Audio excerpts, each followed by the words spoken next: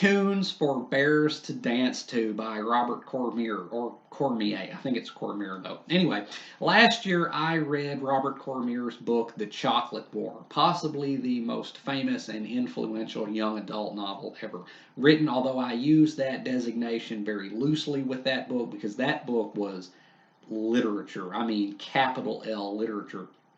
Frankly, that book blew me away.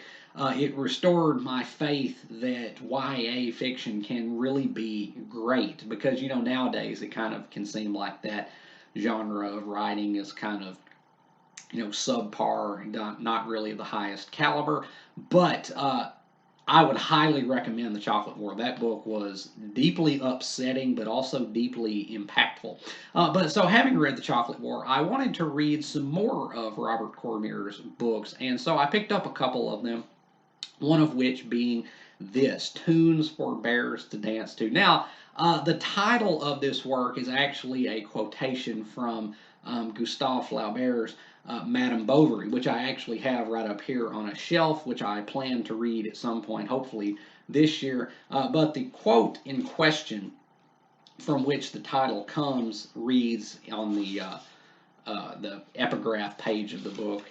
Human language is like a cracked kettle on which we beat out tunes for bears to dance to, when all the time we are longing to move the stars to pity. So, I kind of wish I had read Madame Bovary before reading this so I could kind of get the full context of what that quote really means. But this book is also very, very thin. I read this in a day. It is a slim 101 pages, but man, does it pack a punch with that brevity. So, the story of Tunes for Bears to Dance To concerns Henry Cassavant. He has just moved with his family to a new town after the death of his older brother, and they are in a bad way. They're kind of falling apart, very depressed. They're struggling with their grief, and Henry, to help bring in money for his family because his dad is not currently working due to severe depression. He works part time in the afternoons for the local grocer, a man named Mr. Hairston. And he also, in his spare time, kind of follows around this old man, this old Jewish man who lives in an institution for those with mental issues, not quite like an insane asylum, but kind of like that. People who have unresolved issues in their mentality, which they need help with in their day to day living. And Henry follows this old man to an arts and crafts center every day and watches him as he carves out a village, which is a replica of the village which he grew up in back in Germany, which was destroyed by the Nazis, and in which his entire family was killed. And so there's kind of a parallel between Henry's grief and this old man's grief because they both lost people that were near and dear to them. But as the book goes on, and again, it doesn't go on for long. It is revealed that Mr. Hairston is in fact a violent anti-Semite who offers Henry something that he very badly wants, which is a headstone for his brother's grave, if he will do him a favor. And that favor is to destroy the old man's village that he has worked so tirelessly on. And so Henry has to wrestle with himself and kind of work himself up to doing this seemingly innocuous but still deeply wrong deed. And he eventually does, as the cover of the book kind of implies. He smashes the old man's village, at least partially, with a mallet, but he refuses Mr. Hairston's remuneration because he realizes just how wrong it actually was. And this book is, although slim, it is deeply psychological. And it really does a great job of rounding out Henry's character. I can't really say that for the rest of the characters in this book because the peripheral characters were a little bit thin, but its principal character is quite well rendered. But what Tunes for Bears to Dance To is really about at its heart is the conflict between good and evil. Now, I've said that I don't always really buy into that because, as you grow up, the world becomes more gray, and you kind of realize that good and evil are really often just differences in opinion. So I'm kind of dubious just a little bit. I go in a little bit guarded whenever I read a work of fiction which purports to be about the war between good and evil. But this book tackles that subject in a remarkable way because it demonstrates what true, genuine, unconscionable evil actually is, but it does it in a very subdued and quiet way that is not melodramatic. This is not a very high stakes book in which the fate of the world hangs in the balance or something like we often see in stories which deal with good and evil, where it's about some superpowered hero having to save the world from the nefarious schemes of some villain. This is not like that. This is a very small, very quiet story, but still nonetheless manages to get at the very heart of what evil actually is. So as the story goes on and Henry comes to realize just how cruel and evil Mr. Harrison, his employer, actually is, he comes to a very kind of striking realization at the end of the book, and that really is the book's payoff, is what Henry realizes about Mr. Harrison. Because after he smashes part of the old man's village and he goes back to Mr. Harrison to collect the money which he said he would give him, he eventually decides that he doesn't want it because what he realizes is that it's not just that Mr. Harrison is evil, which he is, it's that he doesn't want Henry to be good. Because Henry, up until this point in the book, is very good hearted. He goes out of his way to kind of help the old man and kind of be supportive of the old man, and he is really an upstanding young kid who has kind of a heart of gold. But what he discovers at the end of the book is that Mr. Harrison isn't just bad, he wants Henry to be bad too. And that really does get at the heart of what evil really is, if it can be quantified down into one base aspect. It is that which cannot abide good or virtue. So, evil comes, I suppose, even though, like I said, this is, it can sound like I'm kind of flip flopping because, evil, so what we denote as evil sometimes is just differences in opinion. But I do believe that there does exist true, genuine evil in the world. And this book really does a great job of showing what that looks like, even in a seemingly mundane setting.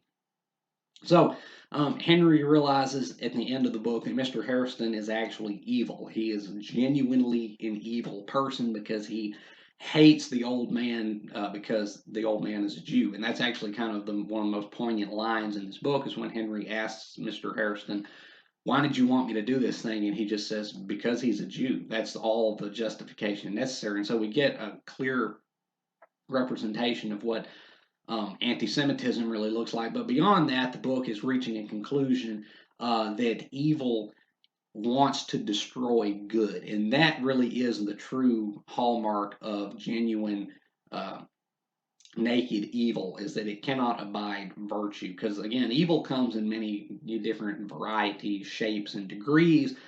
From the bully on the playground who steals your lunch money, to the robber at the gas station who shoots the clerk, to world leaders who start unjustified wars which cost millions of lives. Evil comes in lots of shapes and forms, but perhaps the true mark of evil is that it cannot abide virtue and it will seek to tear down those who display virtue. And this brings up a very interesting point as well, and that is how evil spreads, how evil makes its way throughout the world. Because evil is kind of like a virus, is it not? It can infect other people and bring them down to its level.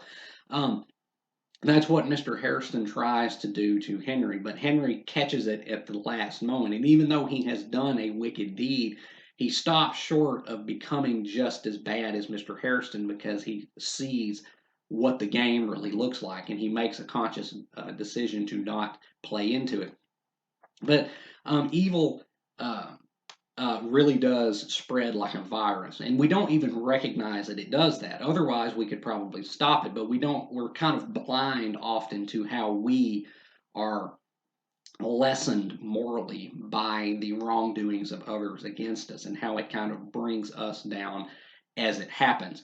And Robert Cormier, I believe, was a Catholic, and that really does shine through in this book because it is a very religiously oriented book, although not a Christian novel. And that is a distinction to be made here. This book is not didactic and it is not heavy handed. In fact, it is probably the finest implementation of religious ethics into a work of fiction that I have ever read, because it does not overwhelm the reader and it does not try to beat the reader over the head with, you need to be this way, you need to be this way. Rather, it demonstrates how Christian concepts such as forgiveness is really the only way to truly war with evil. Because I really do believe that forgiveness is honestly the only way to combat evil. Now, you don't have to be religious to buy into that, but I do believe that that does ring true, because forgiveness is what stops the course of evil, because it is one person's of not allowing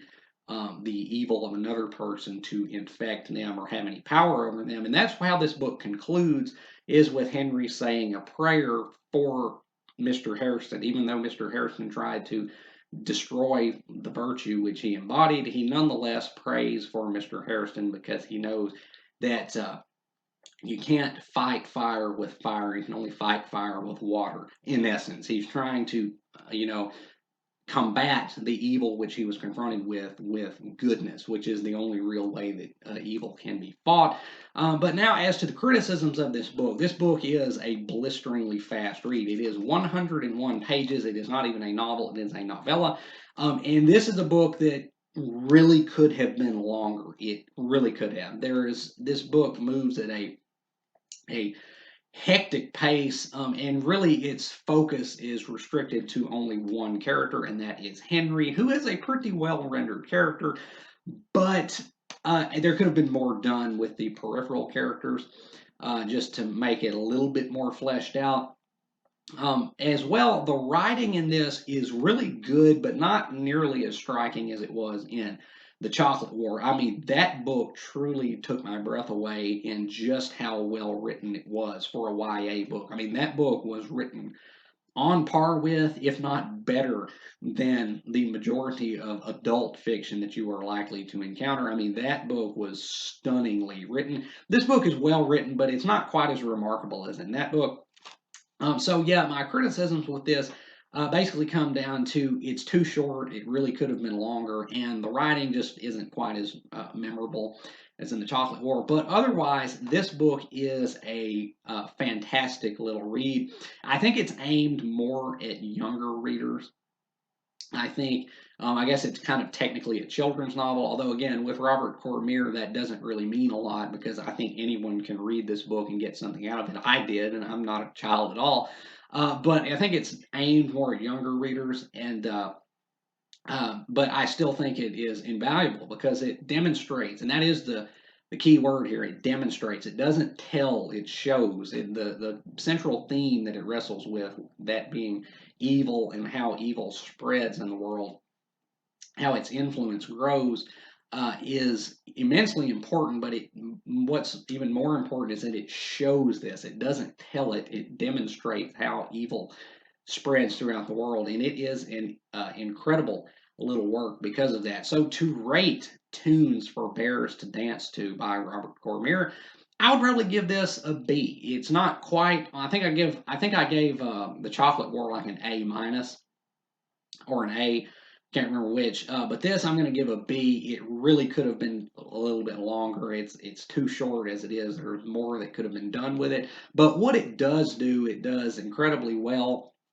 And again, it is an invaluable book because it demonstrates something very relevant to our world, something that will always be relevant to our world. So long as people exist, evil will exist, and or at least the potential for evil will exist. And this book really does a great thing by showing how it operates, what it tries to do, and kind of can open up some people's eyes to certain aspects of it, certain aspects of themselves, perhaps, which they may not have considered hitherto. So, Tunes for Bears to Dance to by Robert Cormier or Cormier. Have you read Tunes for Bears to Dance to? If you have, let me know down in the comments what you thought about it, whether you have agreed or disagreed with anything that I have said about it here today. And if you have not read Tunes for Bears to Dance to, I can highly recommend this, even though this is ostensibly at least a children's book.